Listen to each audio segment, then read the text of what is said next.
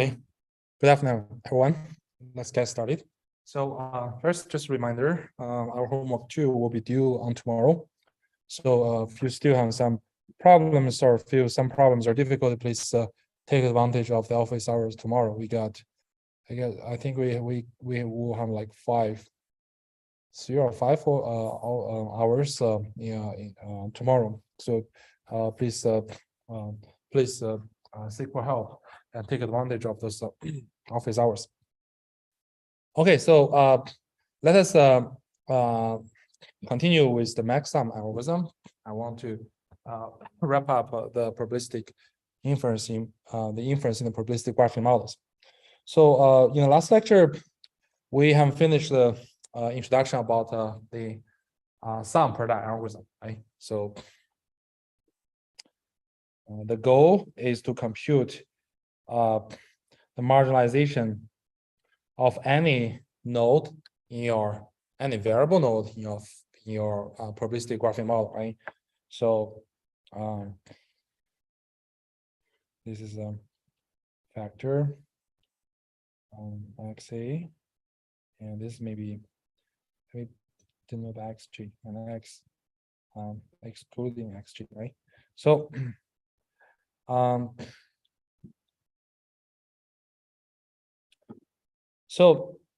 if we just follow the naive definition, meaning that we first compute the product of all factors in the factor graph to get the drawn probability, then marginalize out all the variables other than the target variable xj, then this is really, really expensive, right? We have emphasized that a lot. So the sum product algorithm essentially try to, in the marginalization, essentially there are 2 operations. One is product, one is sum. So that is called sum product. Sum product essentially is to smartly switch the order of sum product name according to the distributive law, right? In this case, you want to put summation as much as possible before you do any product. In this way, you can largely reduce the computation cost. And we know that when your factor graph is a tree structure, then the sum product algorithm not only is highly efficient, but is accurate, right? It's exact. It can give you exact marginal distribution of every node through the message passing procedure, right?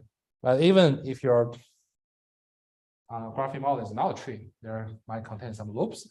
And if you just blindly run this sum product algorithm, and if it converges, and usually give you a good approximation as well, right? We briefly mentioned there's some kind of like theoretical justification on that, and also connection to turbo codes, all kinds of stuff. But just to give you some kind of impression, we do not need to go deep into that topic. And then we talk about another practical need for the probabilistic graphing models. That is, we not only want to compute the marginal distributions, but in many cases, like especially in the structured prediction task, given a graphing model, right? Given a graphing model, we want to know what is the value or the configurations of all the variables in this graphing model, such that their joint probability is the largest. So give some kind of example, like part of speech tagging, like sentimental analysis, and we want to jointly estimate what is the post tag for every word in a sentence, or what is the type of named entity in this paragraph, right? So they are usually modeled in some graph structure, some graphic model structure, right? And to get the prediction, we want to find out their joint settings which maximize their joint probability, right? So that leads to our need to find out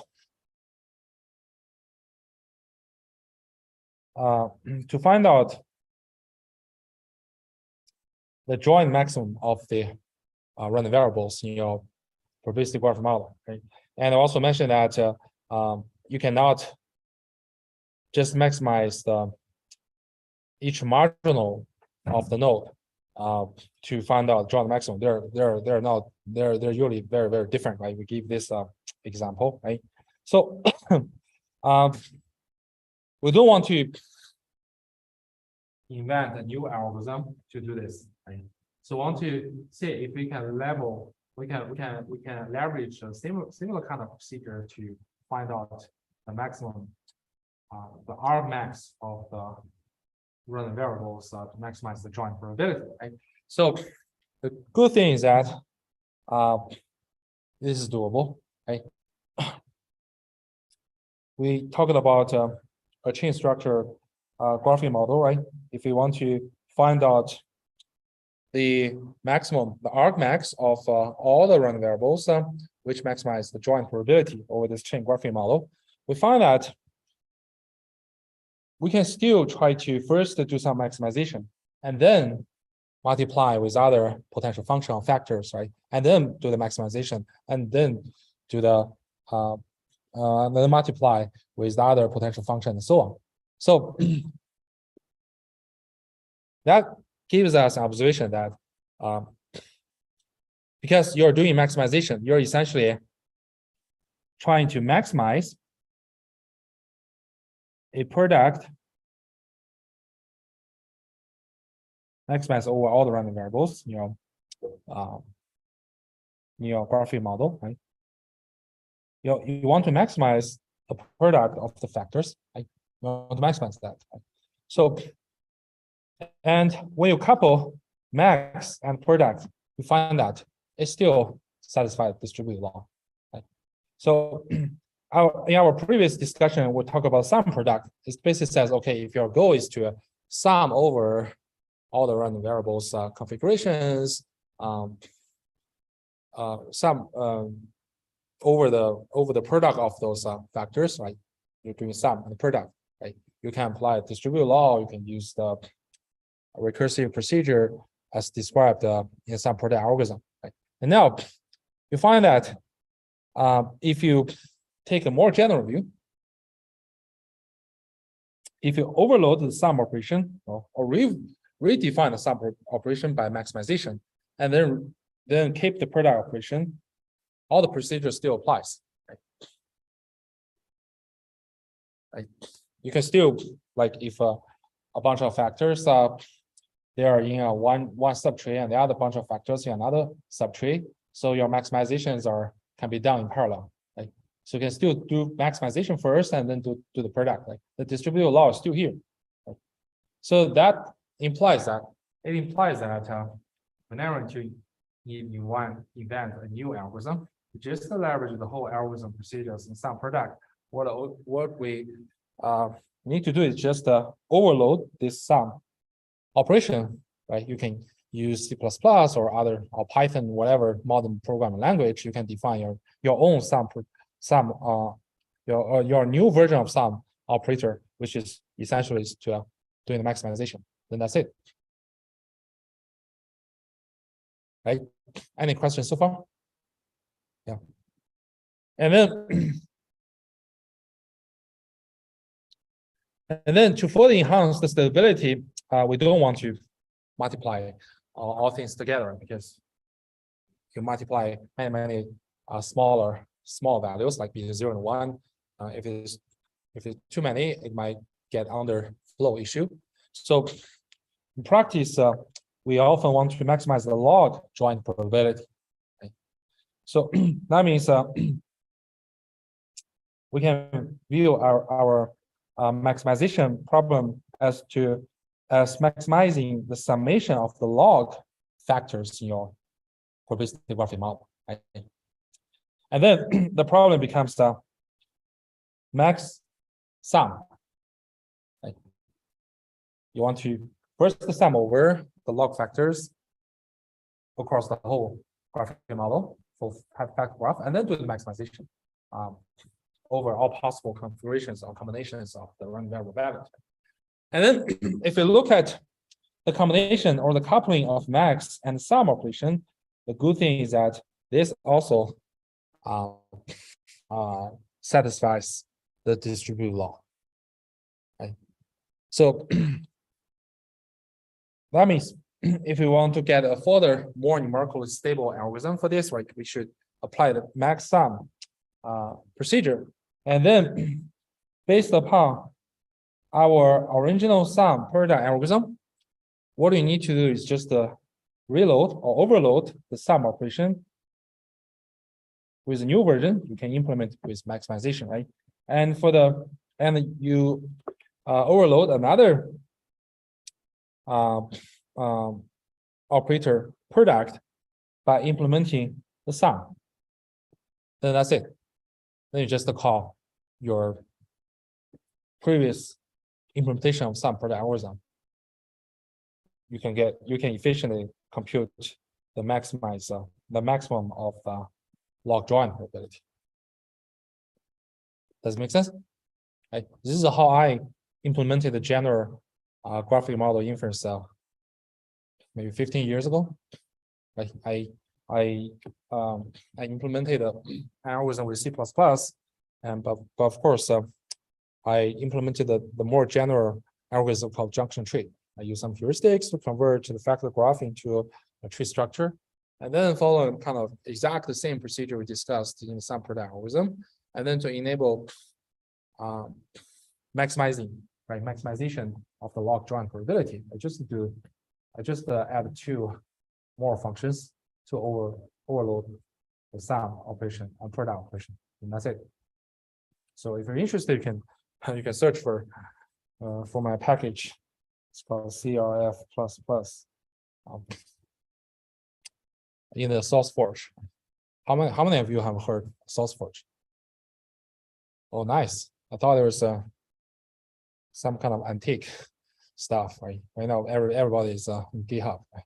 But when I was still a grad student, SourceForge is the most popular repository, code repositories. Okay, so then let us talk about in detailed implementation of maxsum algorithm, right? Similar to the original sum product algorithm, we also need to define initial message. So, of course, in the sum product, the initial message sent from a variable node to a factor node will be 1, but now we're take a logarithm of those messages, so it should be 0, right? And when the initial message sent from factor node to a variable node, in the sum product is a factor itself, but right now we're talking about logarithm, log domain, so it is logarithm of factor. And then the message passing is exactly the same. You can see that this is your overload of the summation, right? And this is your overload of the product. That's why when we put it explicit here, it becomes max and sum. And this is your overload of the product.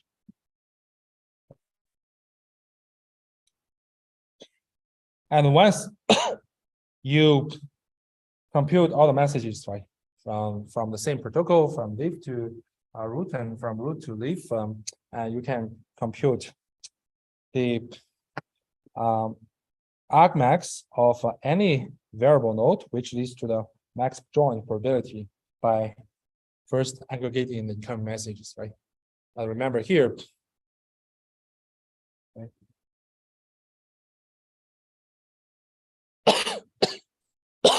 It's not really multiplying all the incoming messages from neighboring factors, because right now we're doing max sum. We have overload the product with sum. So here, that's why here it is summation. And then you do the maximization. But then there's a problem, right? There's a problem. How do we, in this way, we can know, okay, for every single node, what is value that leads to some kind of a full configuration that maximizes the whole join probability. But I want to trace back to all the other variables setting that maximize the whole join probability, right? We do not want to know just the one single variable's argmax value, right? It's like suppose I got a chain, right? I got a chain graphic model, right? After I run my maxsum algorithm, right, I know that, okay, when this node, this value is 3, then it corresponds to some maximum join probability. But then what is the value? What is corresponding argmax value for the remaining variables? We want to know them together, right? Rather than just pick out one. Right? So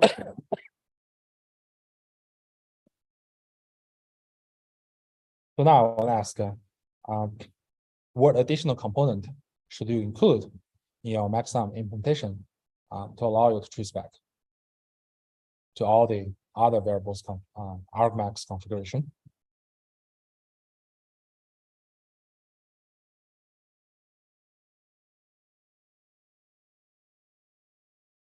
Any thought?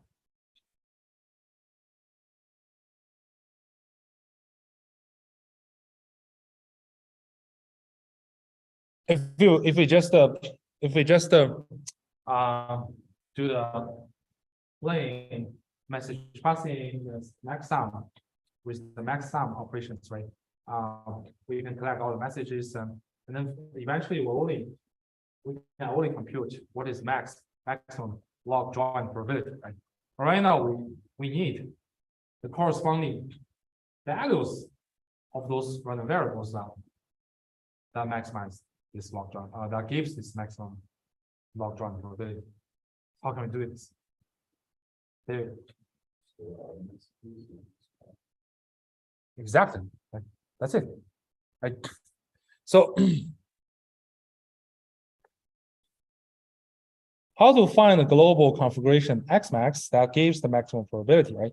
So that means in addition to the standard message computation procedure, right, we also need to store the quantity to tell us how to trace back to the variable value that maximizes the previous subproblem, right? That allows us to backtrack. So each message now will contain two components, right? One is the maximum value. Right? The other is the variable value that gives the maximum, namely the argmax. If you keep these two components when you conduct message passing, then everything is done. Right? So, for example, if we take a look at this variable, right?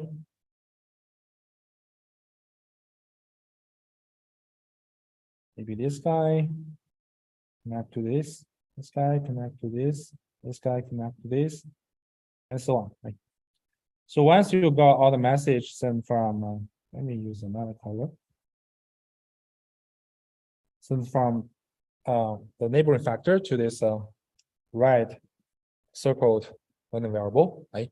And then you can do the first the argmax to get the configuration of this random variable that gives the maximum log join probability. Let's say it might be 3, right? It might be 3. And then because we'll compute this message, right? We compute this message. Let me denote this by F, this by X, right? We'll compute this message from F to X, right? This is X value.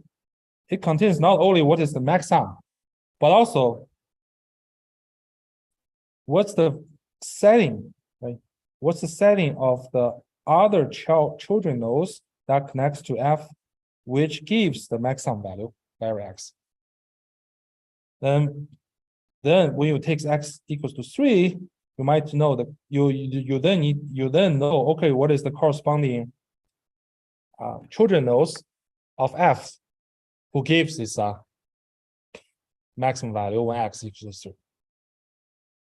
Right? If you take a look right here, right? So this is where we compute the message, right? So for every possible choice of X, you're going in maximization over the children nodes of F, right? So this is X, this is F, and this is the remaining neighboring nodes to F, which are denoted by X1 to Xm, right? So X, you can take 1, 2, 3, right? For every choice of X, say X equals to 1, you're going to maximize over X1 to Xm to of this summation, right? So when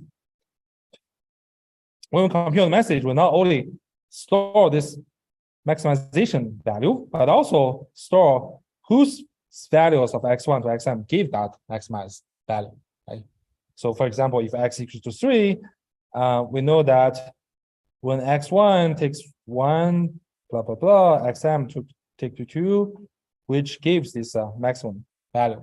Then you know, okay, what is the corresponding configuration of x1 to xm when your x takes 3. Does it make sense? Right? And then once you know, okay, what is the configuration x1 to x3? Like, for example, I just random write down maybe 1, this may be 2, this may be 2, and so on, right? You further trace back to the neighboring factors, which send message to x1, to x2, and so on, and use their stored argmax to backtracking, right, until you touch every random variable in the whole graph. Does it make sense? Any questions so far? Okay, great. Yeah, here's just one example. For example, like we got 1, 2, 3, 4, n plus 1, n plus 2 variables, right? So when you do the x max, right? Maybe we'll aggregate all the messages to xn plus 1. You know that argmax of xn plus 1 will give you 3, right? And then according to the value of 3, you trace back to the message from the factor node sent to this xn plus 1. You know that the corresponding configuration of the variable xn will be 2, right? And then you use the configuration 2 of xn to trace back to the messages sent from the neighboring factor to this xn, and then it goes back to xn minus 1, where from the stored argmax in the message, the corresponding xn, the value of the corresponding configuration xn minus 1 should be 1, right? And then you keep backtracking until you get to xn plus 2, the corresponding configuration of xn minus 2 will be 2, and so on. And eventually, if you go through all the branches of your tree and reach all the leaves, you have collected the setting or the value of all the random variables in this graph who jointly maximize the joint log probability. Any questions so far? Okay, so this procedure is essentially dynamic programming, right? If you're familiar with dynamic programming, you can view like this is actually define a state, and the computation of state, a current state only depends on the state in the previous step rather than the all history states, so that you can do this very, very efficiently, right? And if your graphing model is reduced to hidden Markov models, this is known as weighted algorithm, right? So now I have finished the discussion about probabilistic graphing models, right? We expect you to be familiar with the factor graph representation and the sum product algorithm, and the key idea of the sum product algorithm, which is essentially a smart use of distributed log and message passing protocol. And we should be aware that the sum product algorithm is accurate for tree structure graphs, but for general graphs, it's not guaranteed to be accurate, although empirically it often works really well. Right?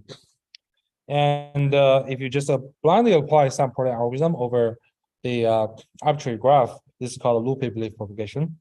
And the max product algorithm, max sum, is kind of like simple extension or generalization of the sum product algorithm, which allow you to find out the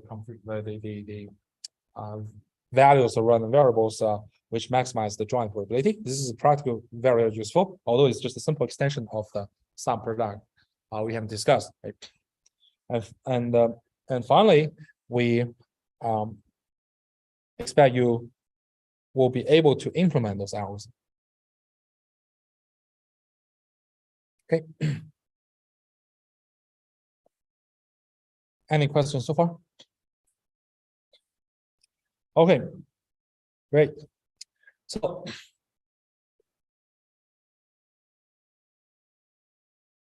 The next big topic we're going to discuss is approximate inference. Okay. So here is a kind of like brief summary of what we have gone so far. Right. So at the beginning, right, we spent quite a few lectures talking about the foundations of probabilistic learning. Right, we talk about the basic concept of probability, statistics, and a variety of useful distributions and exchangeability, all kind of stuff, right? Then we start talking about several very useful and general modeling framework. I mean, it's mainly from the modern framework perspective. One is called generalized linear models. The other is called probabilistic graphic models, right? We talk about we spend a lot of time introducing why they're useful and why they're expressive. Right? What's the benefit? And then we, of course, we spend some time talking about how do we do the computation, which is mainly in the probabilistic graphic model. Right? And then in the remaining model technique we're going to discuss will be Bayesian neural networks and Gaussian processes. Right? But before we talk about them, we want to spend our efforts on the computation perspective. As we discussed before, there are two big components in probabilistic learning. One is modeling, one is computation. Right? Actually, computation enables the application of probabilistic learning in real world problems. Right? You need to know how to efficiently compute. Right? And we know that the exact posterior distribution of our probabilistic model is really highly intractable, right? Because you cannot directly apply the Bayes rule. That means we have to seek for a variety of approximate inference tricks. Right? We're going to talk about three large families of approximate inference techniques. Honestly, introducing either of them, any of them, I mean, if you really want to give a detailed introduction, it can span one whole semester. So we can only pick up the most important part and introduce the key idea and introduce several typical approaches, and hopefully you can give the you can quickly capture the idea and use them. Right? But for a more in-depth investigation of these different types of approximate inference techniques, I will you might spend some time in the future. Okay, we're going to talk about Laplace approximation, variational inference, and Markov chain Monte Carlo sampling. Right. So you see that the Laplace approximation, which we're going to discuss in the next few minutes, is for us the most intuitive approach, and seemingly very, very simple. Right. But Laplace approximation is very, very classical and has strong theoretical guarantees, which we're not gonna talk about in that. But it's a very solid topic in Bayesian statistics. And then we talk about variational inference. You see that if we take an optimization view of the Bayes rule, then the variational inference is very, very intuitive. Right? So you see that if you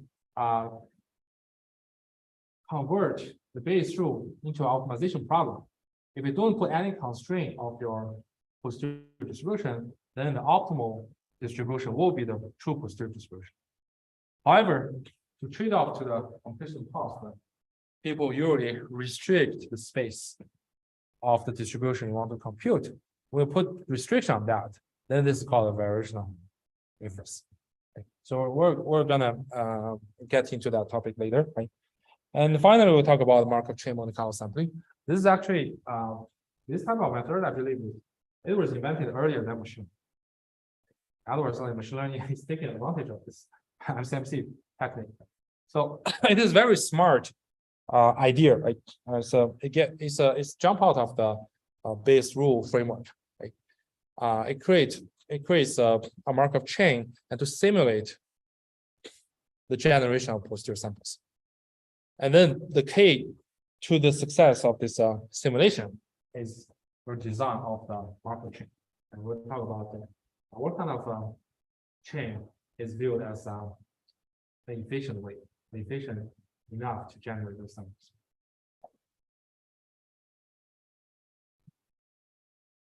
So next step, we'll discuss approximate inference schemes. We'll give examples about how to apply these schemes. And with this much more efficient and powerful computational tools in hand, then we will discuss several specific models as the concrete examples, like latent Dirichlet allocation, like general adversarial networks, like variational autoencoders, and those stuff. So throughout the discussion of this topic, we expect that you will capture the key idea of those algorithms. So, although those algorithms are all approximate inference algorithms, their ideas are different. So the solution is different. So you should be able to understand the underlying idea of each different types of methods, right? And we expect you to implement those approximate inference algorithms for a few well-known models. It's not necessary for every possible model, but at least we want you to practice those algorithms on several classical models to gain some kind of experience. And throughout our discussion, we'll often use some practical or concrete models to explain how this approximation, those approximate inference techniques are applied. Okay. Okay, we're going to start with the Laplace approximation.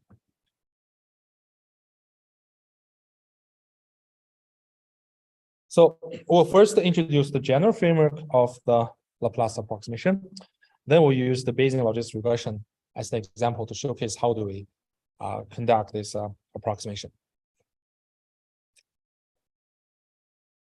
Okay, so what is a Laplace approximation? The goal is very simple. I'm going to construct a Gaussian distribution to the posterior distribution. That's it. So we know that, okay, if you have a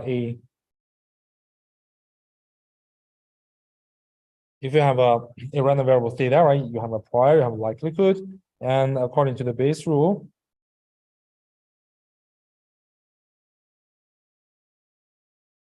you can compute the posterior distribution, but this is usually too difficult, right? Because of this marginal distributions, it's so hard because you have to integrate out theta in the product of the prior and likelihood, right? So, and it's hardly, we can hardly know what is the form of the posterior distribution. So Laplace approximation, the idea is that, okay, now that it's so complicated to compute the Bayes rule, and I even do not know what's the form of this posterior distribution. Why not just assume it is a Gaussian distribution? I'm gonna use a Gaussian distribution to approximate this posterior. And how do we approximate? How do we determine the mean and covariance of my Gaussian? The method or the idea of Laplace approximation is to use the Taylor expansion. So we use the second order Taylor expansion at the posterior mode. The posterior mode essentially is the map estimation. That's the basic idea. Right? So now let us look at the details. So here is our setting, right? So we have a joint probability. So theta is a random variable, and D is the data, right? So we want to compute or approximate the posterior distribution of theta given D, right? To perform Laplace approximation, we're going to first do the map estimation. We first want to get the point estimation of theta. How do we do that? We just take a logarithm of the joint probability, then maximize the log joint probability with respect to theta, right? And as we discussed before, this is equivalent to maximize the log posterior probability, right? Why? David. Yeah, exactly right.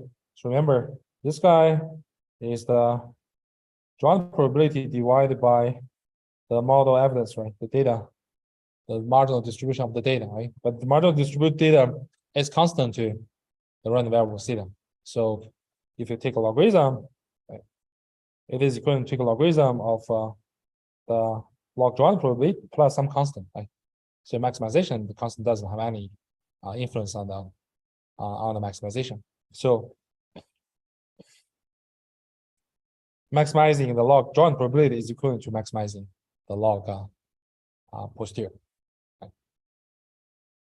I suppose we have some kind of powerful algorithm to do this math extension. So you can use the possibility set, you can use LBFGS or any other second order optimization approach, and we eventually get our point estimation theta 0. Right? And what's the next step? And here's the next step. We look into the log joint probability again, but then we're going to approximate this log joint probability. Right? How can we approximate? We use Taylor expansion. We expand this log joint probability at the MAP estimation we just got, theta 0. So if we denote this log joint probability as a function of f theta only, this is just for notation convenience, right? So we expand f theta at theta 0, the map estimation, which is the found, right? And we just take second order Taylor expansion. So that means theta is approximately as f theta 0, right? The evaluation of the log joint probability at theta 0 plus this is first order term, right? The gradient of the log joint probability f, right, at theta 0 transpose with theta subtracted by theta 0, right? Plus the second order term, right? Half theta minus theta 0 transpose second order derivative of f, right, which is Hessian, right, which is Hessian matrix, and theta minus theta 0, right? So this is a quadratic form. Now, of course, there's some kind of a higher order term there, right? Which we just omit. That's where the approximation comes from, right?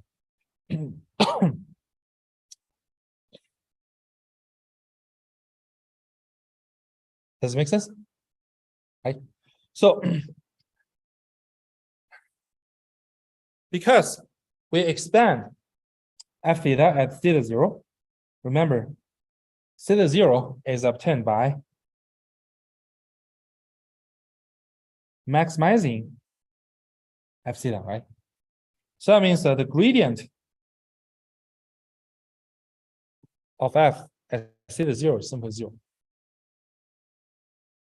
Then you can throw out the first order term. And then we can see that our Taylor approximation is equal to f theta 0 subtracted by this quadratic term, right? Where a, now we put minus sign here, so a essentially is the negative Hessian of the log joint probability. And our second observation is that this a, negative Hessian, is a positive definite. Why is this true? It still comes from the optimization property, right? Because theta 0 is the some kind of local maximum of the function f, that is log joint probability, right? And the optimization theory tells us that if theta 0 is the local maximum, then its gradient is 0, and its Hessian must be a negative definite. I wouldn't show why this is true, but it's pretty easy to show this. You can find on any optimization book. They will give you the proof. Right? And then if you take minus sign, that means a here will be a positive definite. So let's keep these results in our mind, right? And going to the next step, right? Okay, we now through the Taylor expansion at the map estimation θ0, we got a quadratic approximation of the log joint probability, right? Which is function of theta, right? F θ0 subtracted by F theta minus θ0 transpose A theta minus θ0. Right? Because this guy is log joint probability, right? So if we want to approximate the joint probability, right, we can simply take exponential to our Taylor approximation, right? Does it make sense? Right? And F θ0 is actually the log joint probability at θ0. If you take exponential, it is essentially the joint probability at θ0. And then you take exponential to this quadratic term, a negative quadratic term. What does it reflect? It is a Gaussian, right? Does it make sense? It's a Gaussian. Okay. You can rule that okay, θ0 is the mean, right? And this A matrix actually is inverse of the covariance matrix, right? So that means we have already found a Gaussian form of approximation to the joint probability. And because of this exponential term, when you do this normalization over theta, right? You know the posterior must be a Gaussian, right? I mean, the posterior approximation, right? And this posterior approximation has the mean θ0 and covariance inverse of A. Okay.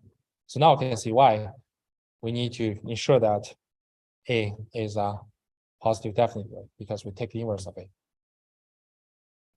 And this is also guaranteed, and this is guaranteed by the fact that A is a negative Hessian of log joint probability at the local maximum. That's the evidence of the Laplace approximation, right? If you find out a mode of your joint probability and do the expansion, it has all the required properties to form a valid Gaussian distribution.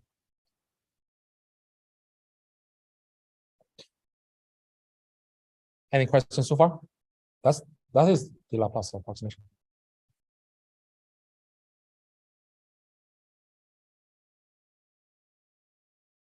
Is everyone good? Okay. So let's see some concrete example, right? To say we want to showcase what is the Laplace approximation to some intractable distribution, right? So this is one example drawn from this PRML book, right? So suppose my scalar on the variable z, it is proportional to this guy. Is an exponential negative square multiplied some sigma function. Of course, you can roughly view it is a joint probability with some kind of data. Maybe the data is just a 20, right? And it is this guy, right? And then you want to compute the posterior distribution as z given your data 20, right? And you can use a Laplace approximation, right? You just maximize this joint probability and find out the mode. Then you compute the second order derivative or Hessian, but because it's scalar, so the Hessian will be a scalar as well, and to construct a Gaussian distribution. So this is a red curve, which is our Laplace approximation. And what is the true posterior? Okay. So we actually can compute this true posterior quite accurately by using some sampling approach. Okay. So the yellow portion of this figure represent the true posterior distribution. So you can see that, okay, there's still some kind of discrepancy between the ground truth and your approximation, right? But it actually captures and covers the majority of the mass in the true posterior. So WU is a pretty good approximation. But again, because you use Gaussian distribution, you enforce some kind of symmetry, right, in your approximation. However, the ground truth actually is not symmetric. Okay? So, of course, there will be some of that.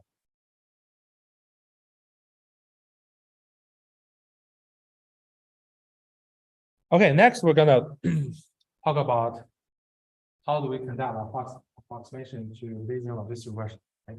So this is a very important model in practice. So here's our notation setting, right?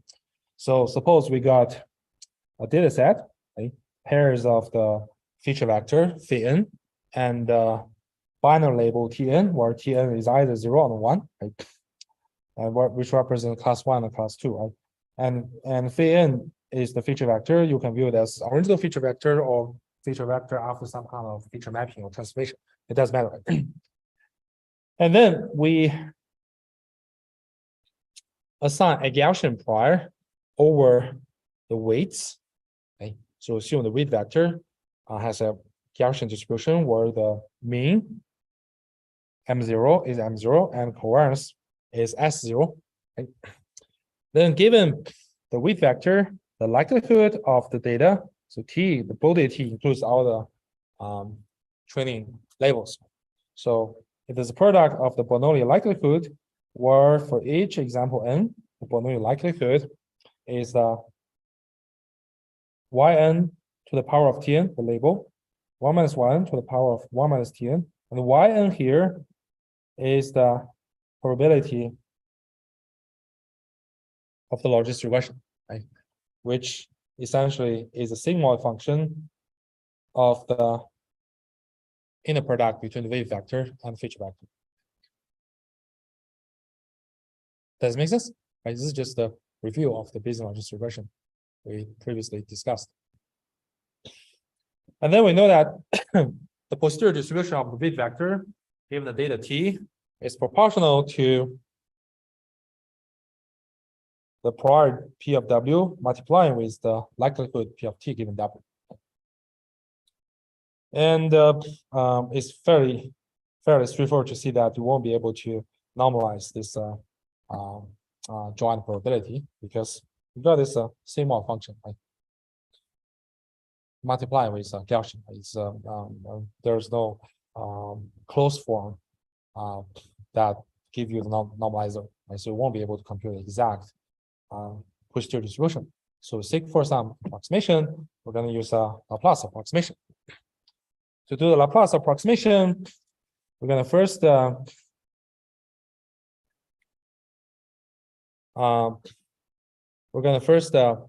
maximize the log joint probability. Right? This is a log joint probability, which omits the derivation procedure. I believe everyone has already done that in your homework. And then suppose we have we have found out the map estimation of the weight vector, which is denoted by W map, right? Then based on a W map, we can compute the negative Hessian of the log joint probability, which has this form Hessian here. Right? This is the form of the negative Hessian. Right? Then we can construct our posterior approximation of the weight vector, which is Gaussian distribution. The mean is the map estimation of the weight vector, and the covariance is the inverse of negative Hessian of the log joint probability at W map. Okay. Does it make sense? Okay. So someone asked, right, once we have this posterior distribution for this approximation of the weight vector, right? What's the next step? in addition to analyzing the posterior uncertainty of the weights, right, we can also use them to compute the predicted distribution. Right? We mentioned that the predicted distribution integrate all possible predictions, right, made by all possible values of the weight vector, right? So it is more robust and more favored in Bayesian applications. Right? So let's see how do we integrate our approximate posterior distribution of weight vector to make a predicted distribution of any prediction, right? So first, according to the definition of predicted distribution, right? Suppose you get some new data point whose feature vector is phi, right? So and then you want to know what is the predictive probability that this new example, say, belongs to class 1. Right? So then how do you do that? Here T is the training data, right? So you're gonna marginalize out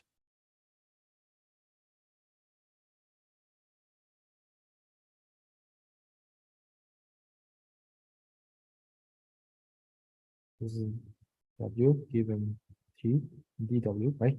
You're gonna first you're gonna marginalize out W, right, the weight vector, according to the posterior distribution of W. Right? You consider, okay, for different W, what is the predictive, what is the probability that this example phi belongs to class 1, right? And now you want to integrate all possible prediction made by W. So you're going to multiply it with posterior distribution of W given the training data, right? So that's the definition of predicted distribution. Any question? And hopefully, our quick review of the predicted distribution can remind everyone. Right? Does it make sense? Right? This is just the definition, the original definition of the predicted distribution. Right? The model parameters here is the weight vector W as the random variable, right? So given the random variable, you have some prediction, right? And now you want to marginalize those random variable according to the posterior distribution given the data, given the training data. Okay, but you just naively follow the definition, it will bring some computational issues. Why? Because W here is a vector, right? This is a vector. Suppose your feature vector or your transform feature vector is 100 dimensional. So W is a vector. This is a multivariate Gaussian distribution, right? And this guy is actually a sigmoid function. Remember, this is our definition of the logistic regression, right? It's a sigmoid function of phi transpose W, right? So now you multiply a sigmoid function with a multivariate Gaussian distribution, then you want to integrate out W. This is analytically infeasible. And also, it's very hard to compute because the high dimensional integration, usually you won't be able to accurately compute that. Okay? And someone asked, well, why not we just use quadrature? But quadrature doesn't skew to high dimensional integration. So how can we address this problem? It does make sense? Is everyone on the same page? Any questions so far? Okay. So to avoid high dimensional integration, right? To avoid integrating directly over W, right?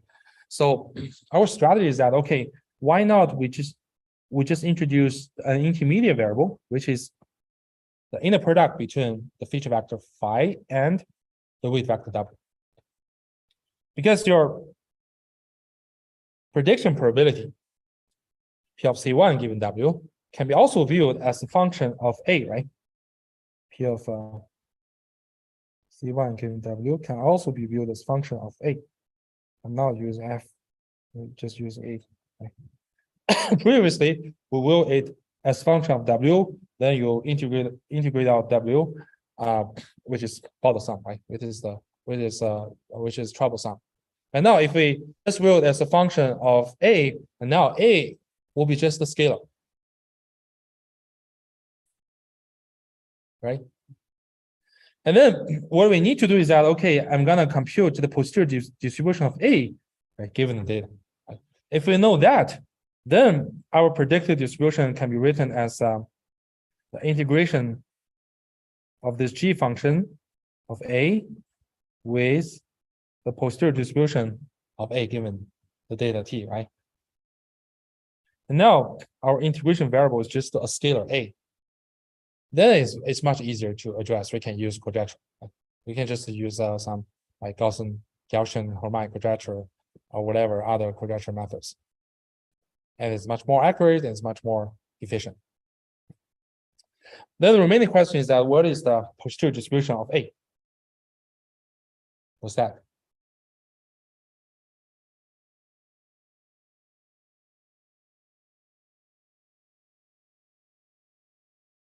Any thought?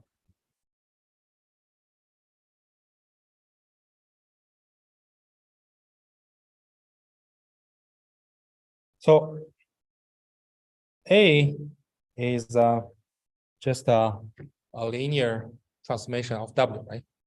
And the posterior distribution of W here will approximate as a Gaussian. Then what is the approximate distribution, posterior distribution of A?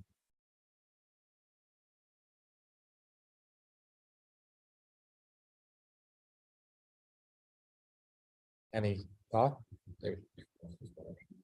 Yeah, exactly, right? A linear transformation of a Gaussian variable is also Gaussian, right?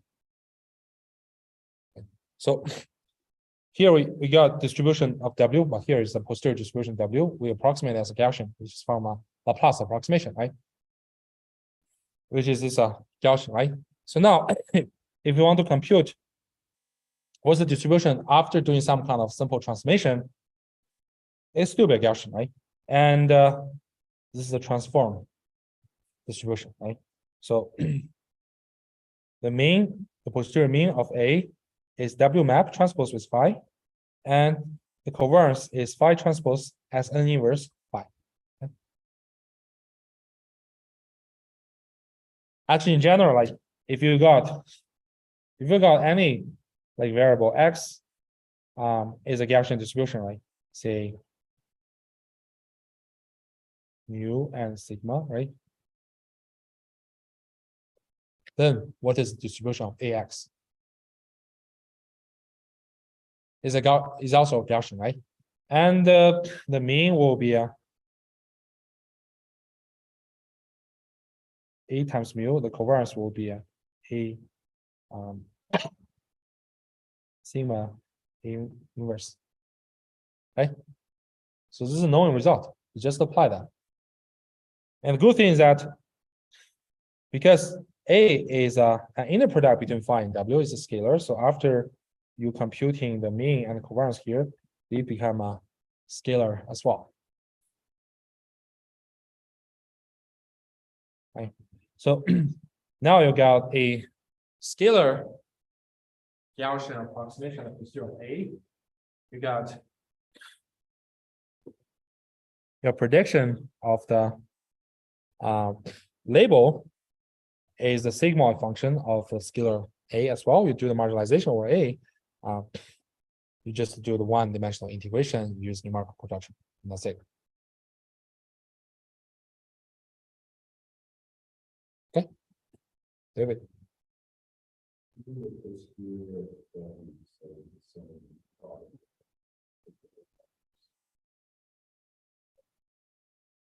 Computing. Yeah, but we try to sidestep that issue by using Laplace approximation. Right. Here we have first we have to maximize the block drawing probability. You get the mean, you get the MAP estimation, you get the Hessian, right? you construct Laplace approximation.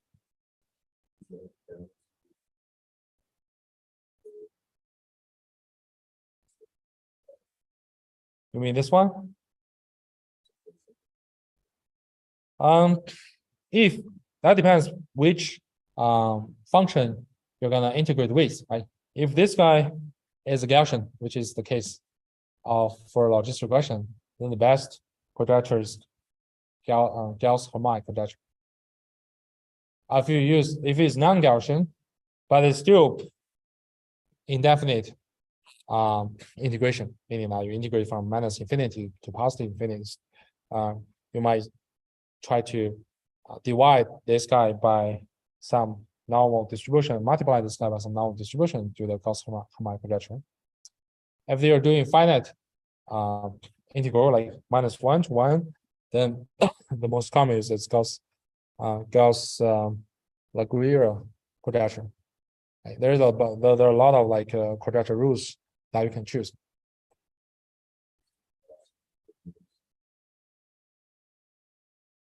Laplace approximation better than what?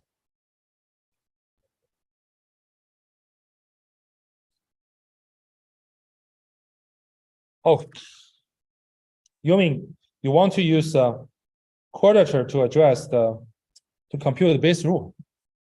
That's really infeasible. The reason is that, okay, if your random variable, let me write it here, right? So in the denominator, right?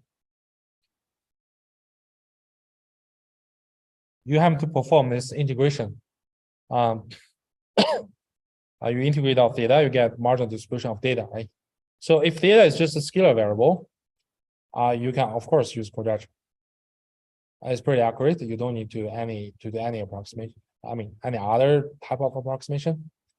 However, in practice, theta is really high dimension. Like theta might be 1,000 dimensional or 1 million dimensional. In that case, no quadrature rules can address that. Okay.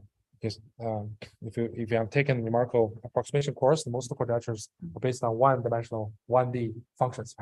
If we do so, 1D functions that the smarter pick up a set of points, just calculate the function value at that point and do some weighted sum, right, to approximate the integral. But for the 2D case, well, right, you have to find a grid, right? And for 3D case, right, it's cubic, and then you have to find those grids which fill this cubic space. So there's a curse of dimensionality. The number of the points, which we call quadrature nodes, will grow exponentially when you increase the dimension, right? So when you see that as like 1,000 dimension, this is definitely not feasible for any quadrature rule. Okay, any other question?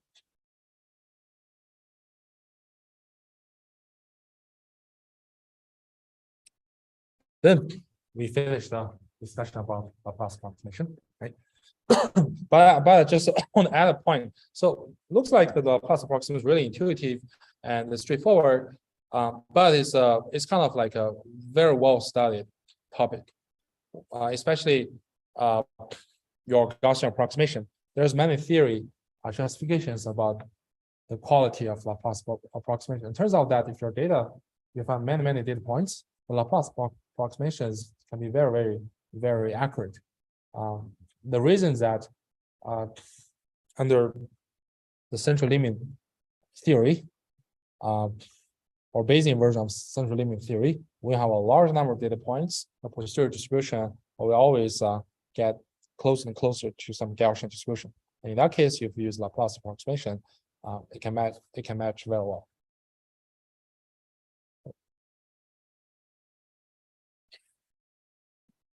Okay. Then in the remaining about 10 minutes, we're gonna do a start of our topic about variation. This is a kind of big topic, right? This is another type of variational approximate inference technique.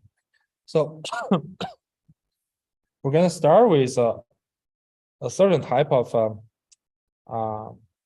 probabilistic model. It's called Gaussian mixture model.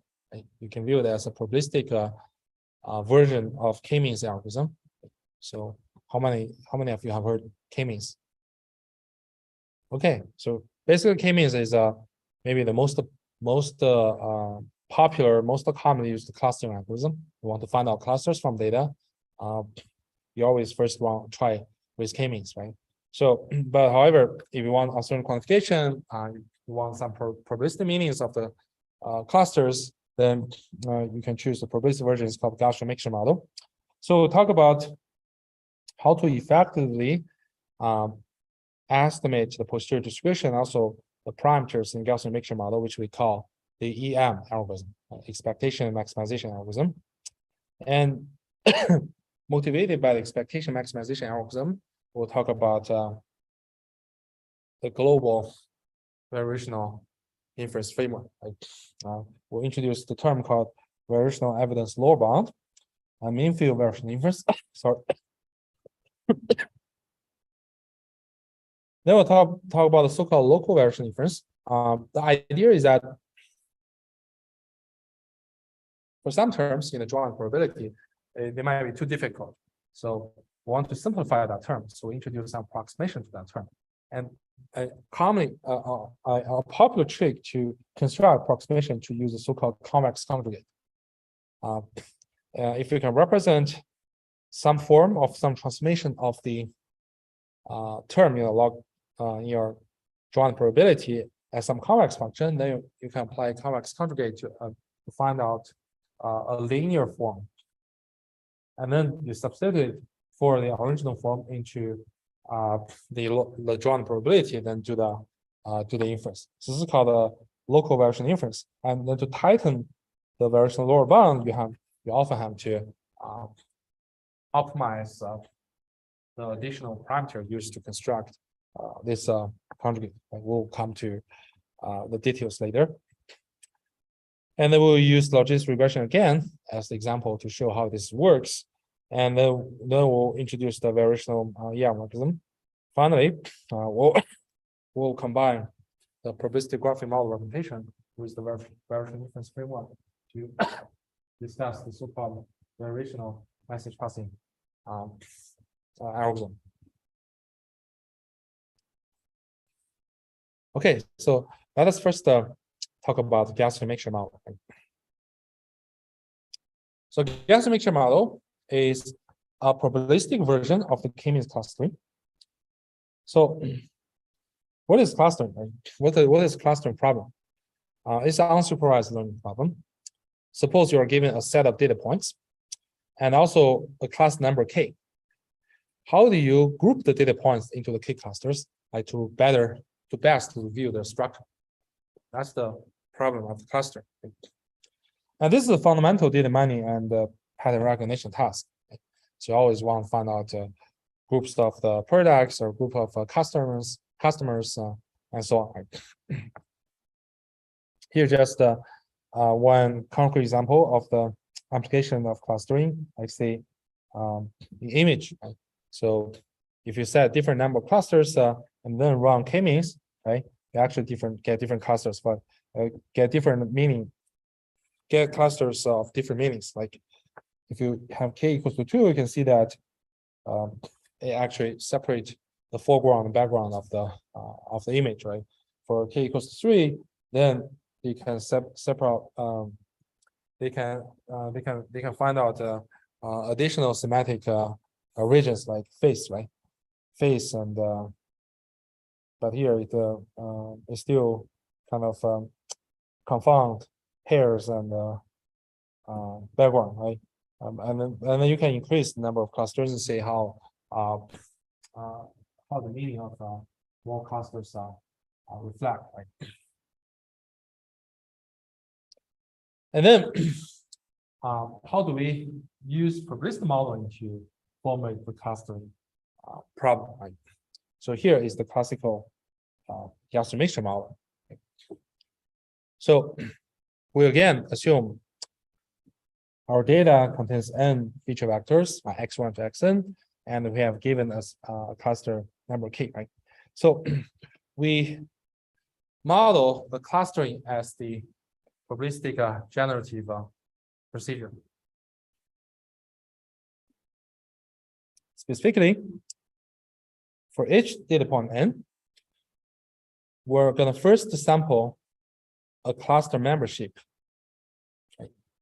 And because we know the number of clusters is K, right? So our cluster membership is a one-hot vector, right? Remember, we use one-hot vector to represent discrete or categorical random variables, right? So there's only one value in that vector is 1. All the other elements are simply 0. The non-zero entry indicates which cluster that data point belongs to. Right? And then the prior of this cluster membership can be written as the categorical distribution, where the probability that the data point belongs to cluster K is denoted by pi K, right? And then given the cluster membership, right, we assume Xn itself is generated by a Gaussian distribution. So in general, is a multivariate Gaussian distribution. Okay. So assume that, okay, each cluster, suppose we got cluster 1, we got cluster 2, we got cluster 3, right? So each cluster, all the points in that cluster is sampled from the same Gaussian distribution. You have a cluster specific mean and covariance. Okay. So we denote by mu K and sigma K. And so cluster specific covariance can be viewed as kind of like soft width or soft range of the cluster.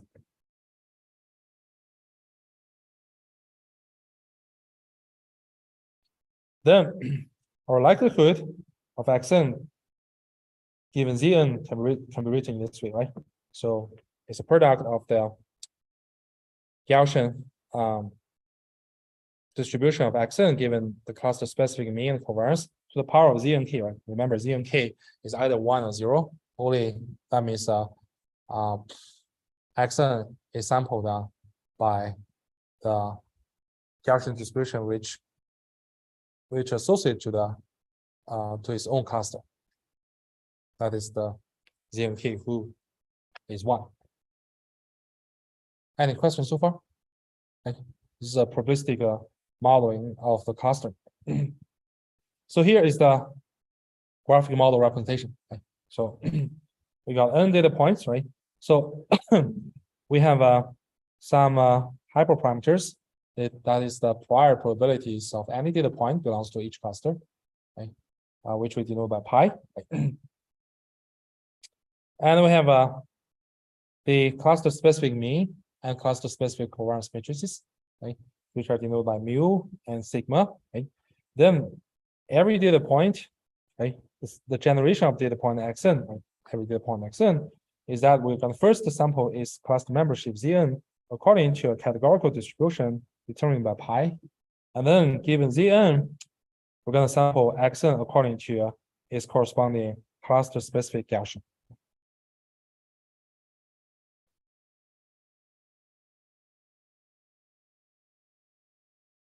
Is everyone comfortable with this model? Okay, so we can see that given the data, right, we got one data point. So to learn this model, actually we need to know two types of quantities, right? One is what are the values of those hyperparameters, namely pi, prior probabilities of clusters, cluster memberships, and also cluster specific means and variance and covariances. Right? In addition to that, we also want to know, given the data X, right, what is the posterior probability that each data point, each data point's membership? This actually tells us your clustering result.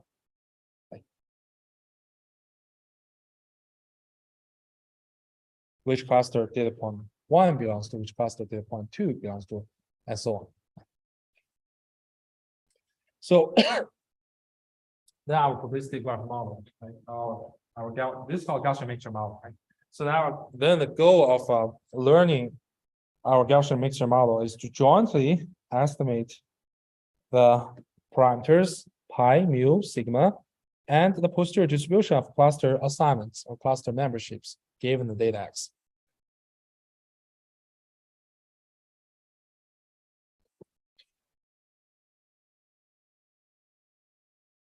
So there's one seemingly simple trick of doing this, right? It is that when we write down the joint probability, right, we got P of Z times the likelihood, sorry, something like this, right? P of Z and X is, you're gonna go through every data points, you sample Dn given pi, then you sample Xn given Zn, right? And Zn are just discrete variables, right? Then one might ask, right, why not we first marginalize out Z? And it seems pretty simple, right? This is a product of Gaussian UK sigma k to the power of Z and k, right?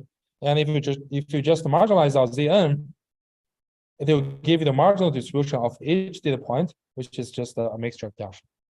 And now the weight of each cluster-specific Gaussian is just pi k, the prior probability that you belong to the cluster k.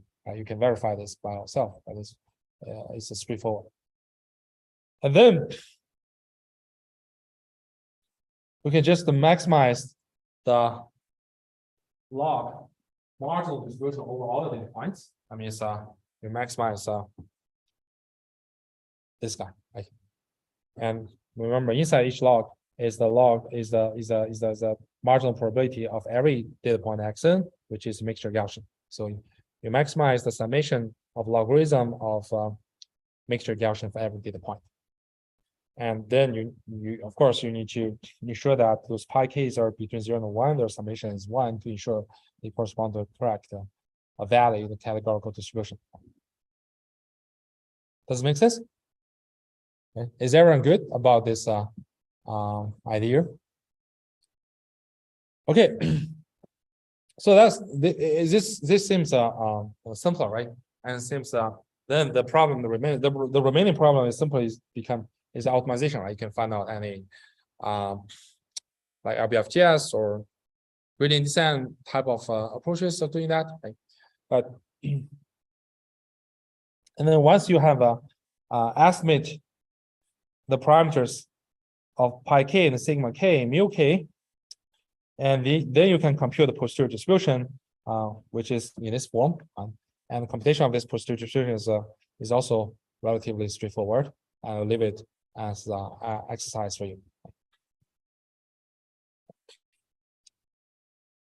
But this approach has a severe issue. I mean, first marginalize out all the cluster memberships, which are discrete, and then maximize the marginalized joint probability is problematic. Problematic is called singularity issue.